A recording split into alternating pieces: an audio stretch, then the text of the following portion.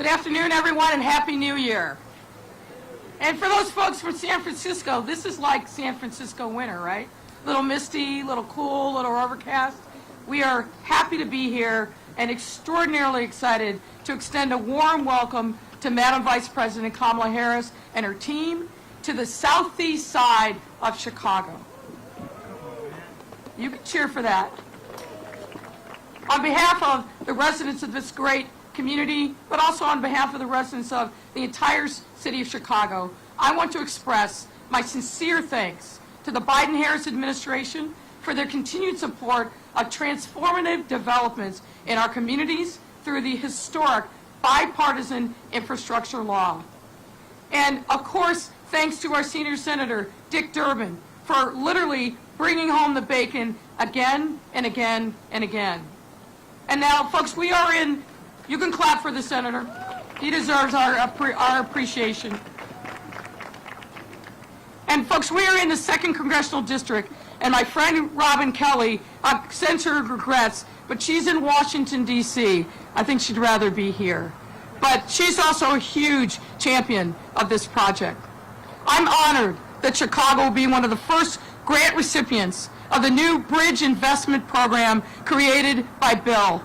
I also want to thank Secretary Buttigieg and his team for their support and for making sure that Chicago is getting its fair share of these important federal dollars. This funding will support the rehabilitation of the Calumet River bridges at the Illinois International Port District, another important economic driver for the southeast side of Chicago. As you can see, these bridges are busy, lifting over 5,000 times a year and handling 40,000 vehicle crossings a day. They are important parts of Chicago's history and must be modernized to ensure that they can meet the demands of today. By rehabilitating these 4 bridges over the Calumet River Bridges project aims to not only support regional and national connectivity, but also to enhance local access and economic vitality. And really, friends, this means jobs, jobs, jobs. The project's pedestrian and bicycle improvements will make it easier for residents living in the South Chicago and Calumet areas to get around. These are communities that have historically faced mobility hardship. So I'm pleased that this project will allow residents to get there whenever they need more comfortably, quickly, and affordably. And importantly, this project will make it easier to receive the raw materials that we need to continue enhancing and developing our city, deepening the overall economic impact of the Illinois International Port District, which moves goods literally from the Great Lakes all the way down to the Gulf of Mexico. Rehabilitating these bridges will undoubtedly reap massive local, regional, and national benefits, as well as reinforce our city's many competitive advantages, including our centrality, proximity to critical resources like fresh water, and of course, an unmatched talent pool. And did I mention this means jobs, jobs, jobs? So thank you to the Biden-Harris administration for helping make this project a reality through grant funding and for creating the bipartisan infrastructure law that makes developments like these across the country possible. You know this. Many presidents talked about infrastructure. Many of them tried, but this administration got it done. And folks, these are the tangible, concrete benefits of bipartisanship and having a leader in the White House who understands the importance of these projects to local communities like Chicago, like Gary, and this region. Our city stands ready to take full advantage of this historic opportunity, which will better connect the world to Chicago and the Chicago to the world. Thank you all very much. Great to be here. Please welcome President of the Cook County Board of Commissioners, Tony Preckwinkle.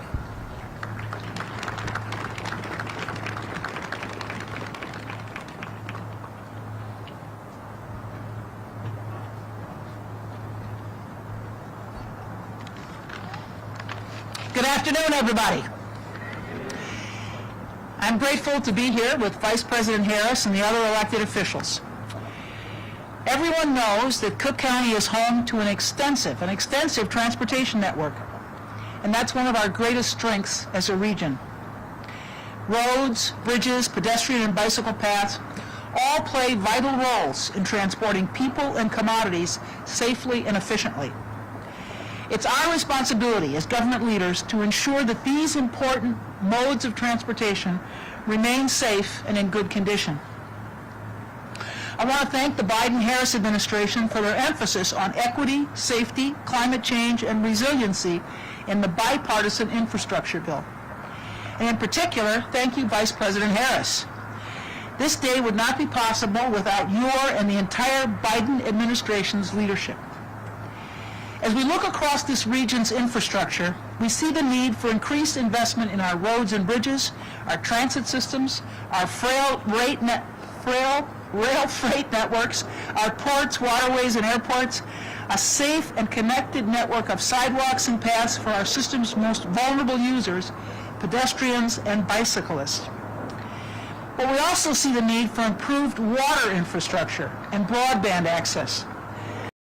Of access to safe, efficient transportation networks, clean drinking water, and basic internet access in a digital environment is not something that should be determined by one zip code.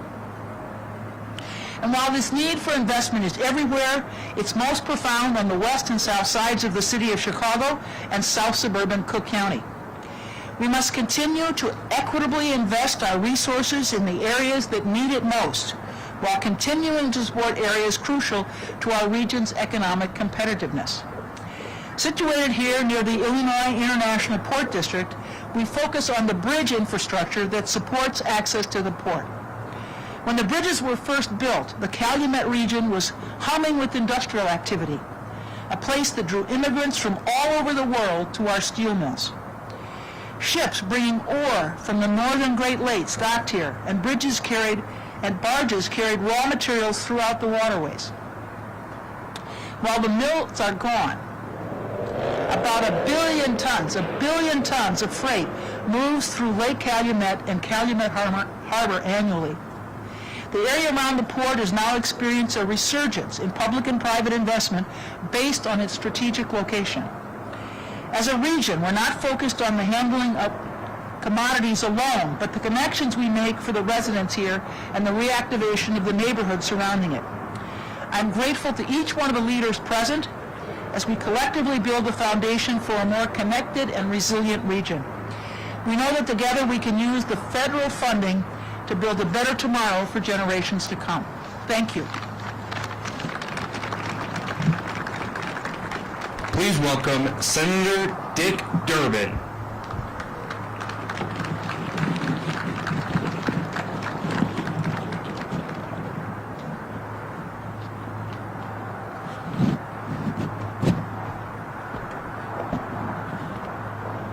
It's great to be here. I want to thank those who preceded me, the mayor of Gary, Jerome Prince, our own mayor, Lori Lightfoot, my friend and the president of the Cook County Board, Tony Preckwinkle. Thank you for being here. In just a few moments, Kamala Harris is going to join us. I know that's the major part of this event, and we're glad to have her whenever she comes out to the Chicago area. The only people who may regret it are on the Dan Ryan and wondering why they were held up a little while ago. We went through as fast as we could to get it here safely. But I also want to congratulate Kamala Harris for what she did yesterday. It went unnoticed because it was peaceful, it followed the rules, timely. She ended up involved in the swearing in of the new 34 senators, one ballot. And of course it included Tammy Duckworth, my colleague and partner. I'm so honored to have had a chance to escort her, and want to make sure you realize she's part of any of the announcements I'm going to make. My staff wrote just the speech that I wanted, because any speech that they write where I'm bringing federal money home to Illinois is a good one as far as I'm concerned. But most of the things that were in the speech, as good as it may be, have been said already. I don't want to repeat them. A few of them are worth noting, though. To think that these bridges have 40,000 vehicles a day, and those 40,000 vehicles include 3,000 trucks. To think that these bridges are raised 100 times every week. all four of the bridges. To think that this area and these bridges serve 6,000 good-paying jobs right in this area and thousands more in the surrounding communities. And to think of the reality that the engineers and experts have taken a look at these buildings and say, we're living on borrowed time. These bridges and 2,000 more like them across the state of Illinois need help and need it now. The good news is we have a president who cares, not only makes the promises, but keeps them. We ended up passing the massive infrastructure bill. We hadn't had one in over 5 years. This president delivered, and the vice president was right by his side at that effort. What did it mean for us? Nationwide, $40 billion spent on our bridges across America. We need even more, but that's the largest amount of money that's being spent on bridge construction since Dwight David Eisenhower was president and built the interstate highway system. It's a massive investment. And $4 billion of that is dedicated to the bridges in Illinois all across the state. And we're going to make sure that that money is delivered in the communities that need them the most. It'll mean good paying jobs for my friends in labor. I bet you can think of some folks that are going to go to work because of it. I do, and I'm sure you do as well. But it also means safe bridges in our communities, something we must all insist on. I'm honored that Kamala Harris is here today. She's a former senator, a great friend, and when she comes to Chicago, it's usually with some great news, and today's no exception. I was glad to play a part of it as your senator out in Washington, and we're going to keep the job moving forward in the future with more and more resources coming back to our state. So congratulations to all who were involved in it, and I hope you all understand this is just the beginning of the good news. Thanks a lot.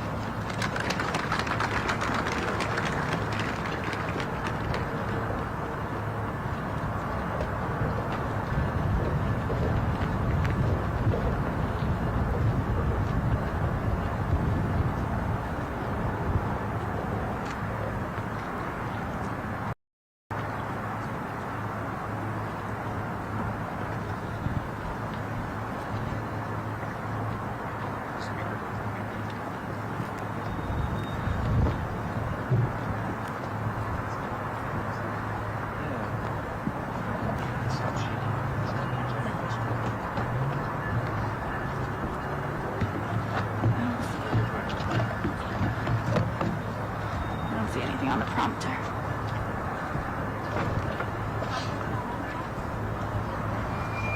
No, it doesn't. That's the one. It doesn't look bad.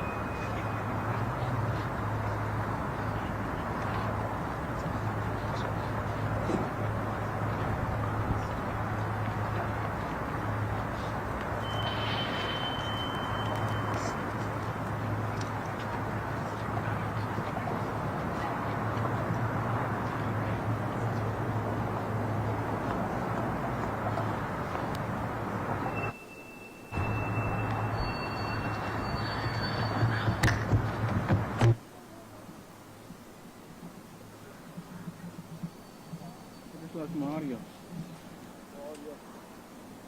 Audio?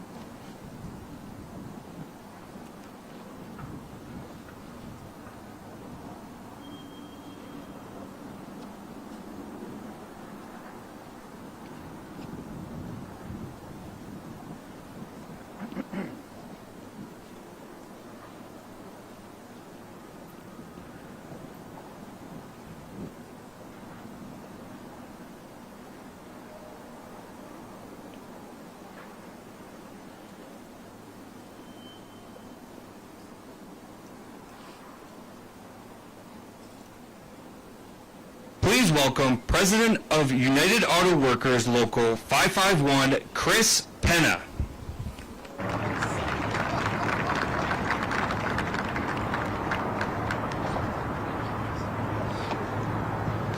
Good afternoon, everyone. My name is Chris Penna, and I'm the Union President of UAW Local 551, where I represent over 7,000 auto workers at Ford's Chicago Assembly Plant. And we've been building cars for over 100 years there on Chicago's South Side. The workers and our part suppliers rely on these bridges and roadways that this infrastructure project is building.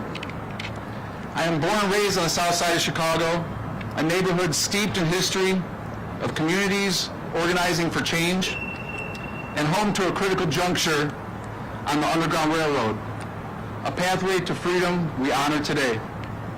As a proud Latino and second-generation auto worker, I am right from this community. I know firsthand that these bridges are key lifelines to our economy and daily living. With today's announcement, it is also clear the administration understands our needs and the importance of this bridge and reliable infrastructure. This administration is committed to investing in good-paying union jobs, and that commitment shows here today. Our Vice President, Kamala Harris, grew up in a union town and knows the importance of investing in this great country's infrastructure. I am honored to introduce to you the Vice President of the United States, Kamala Harris.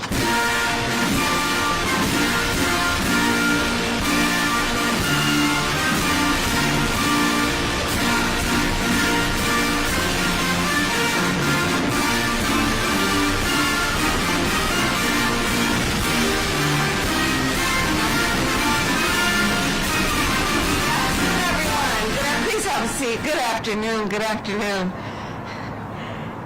Chris, thank you for that introduction, and thank you for all the work you've been doing. He and I talked backstage about the 100th anniversary is coming up, and the whole history of the work that has happened here that really is America's history. And I'm very honored to be with you today, and everyone here. We have so many leaders.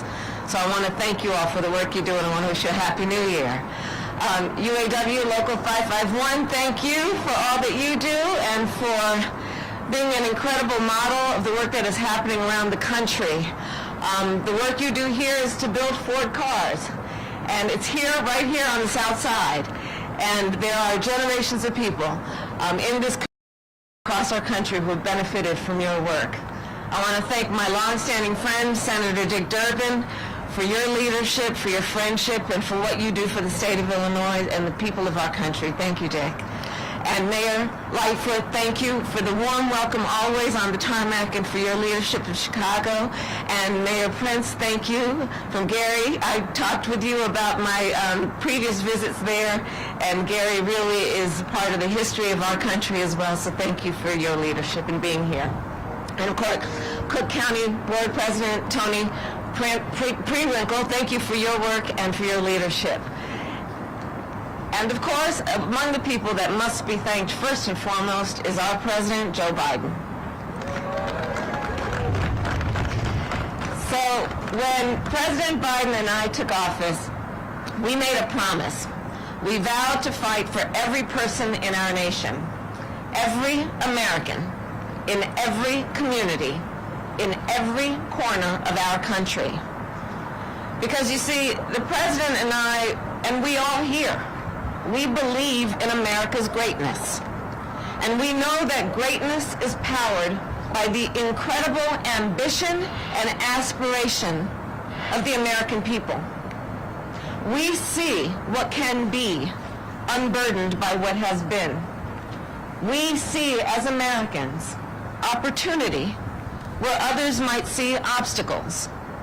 We don't just shoot for the moon, we plant our flag on it, especially when we fight, not as Democrats or Republicans, but as Americans, for our shared future and our common destiny. That is how we best meet every challenge and overcome every obstacle. And that is how we build a future where everyone has the tools and the support they need to live a life of possibility, prosperity, and most importantly, dignity. After 2 years in office, I can say with confidence, we are building that better future. We are building an economy, as President Biden often puts it, from the bottom up and the middle out. And I'll add, from the outside in. With your help, we capped the cost of insulin at $35 per month for our seniors. That's about dignity. And it's about understanding that also allows our seniors to have more money in their pockets to pay for their retirement. We invested billions of dollars to make semiconductors right here in America so that factories like Ford and the plant here on the South Side can use American-made parts to keep assembly lines open and make supply chains more resilient. We will remove every lead pipe in our nation. Why? So that our children can drink clean water and grow up healthy to fulfill their God-given potential. And brings me here today, the largest investment in our roads and bridges in 70 years of America's history. Look at the 95th Street Bridge behind me. For many years, this bridge and 3 more nearby have served a critical role for communities in Chicago and Northwest Indiana. People across this bridge every day have traveled on their way to work or taking their children to school. For thousands of truck drivers, this is a part of their daily route. And dozens of times a day, these bridges are raised so that ships can travel from Lake Michigan all the way to the Gulf of Mexico. Millions of Americans who have never heard of this bridge and will never cross it rely on products like meat and eggs that cargo ships bring across it. Or drive a Ford car whose parts passed through here and was built by UAW 551. These products are made in America. This bridge is how they are delivered to America. But for decades, there's been an underinvestment in our infrastructure, which caused Americans to feel the consequences in ways big and small. Take the 95th Street Bridge, which was built in 1958. It has not had a major repair in decades. The result, detours and delays for families on their way home for dinner. Ambulances and fire trucks delayed when they respond to emergencies. And it means backups and load limits that waste fuel, increase pollution, raise delivery costs, and disrupt supply chains. It means supply chains that are disrupted so much so that the result is empty shelves and higher prices at the grocery store for families, delivery delays for small businesses, suppliers that cannot fill their orders, and factories that run fewer shifts, which leads to cuts to hours and wages. The consequences of infrastructure underinvestment have been a familiar story in cities and states across our nation. About 43,000 bridges, almost 1 in 10, show signs of severe distress in our country. And you know, for years people talked about this problem, but now I am proud to say we will finally fix this problem. Earlier today, our President Joe Biden traveled to the Brent Spence Bridge, which connects Ohio and Kentucky, to announce the first round of some $12.5 billion to replace, rehabilitate, and improve some of the busiest and most important bridges in states across our country, including the Gold Star Memorial Bridge in Connecticut, the Golden Gate Bridge in San Francisco, and these 4 bridges across the Calumet River here in Chicago. At these bridges, we will build dedicated bicycle lanes, and better sidewalks so that people in South Deering and East Side can walk or bike to work instead of drive if they wish, which saves them money and is better for our planet. We will eliminate load limits for trucks and improve the bridge raise process so that more boats can carry goods up and down this river and so businesses can ship more products to more markets. This is also about jobs. We will put thousands more Americans to work in good-paying union jobs. Jobs for laborers, operating engineers, carpenters, and iron workers who will repair, weld, and restore these bridges. Jobs for Teamsters who will drive their trucks over these new bridges. Good jobs at good wages. Jobs people can take pride in as they build America's future. So I'm here today because this bridge represents a very simple point. When we invest in our infrastructure, we invest in our economy, we invest in America's future. A better future for workers, businesses, families, and communities. It's all connected.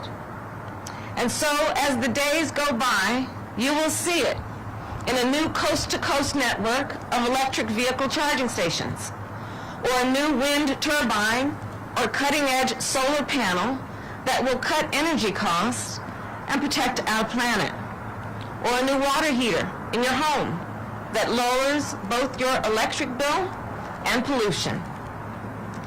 The bottom line is this. President Joe Biden and I are making this better, brighter future real, and everyone here is an integral part of that. I thank you all. May God bless you, and may God bless America. Thank you.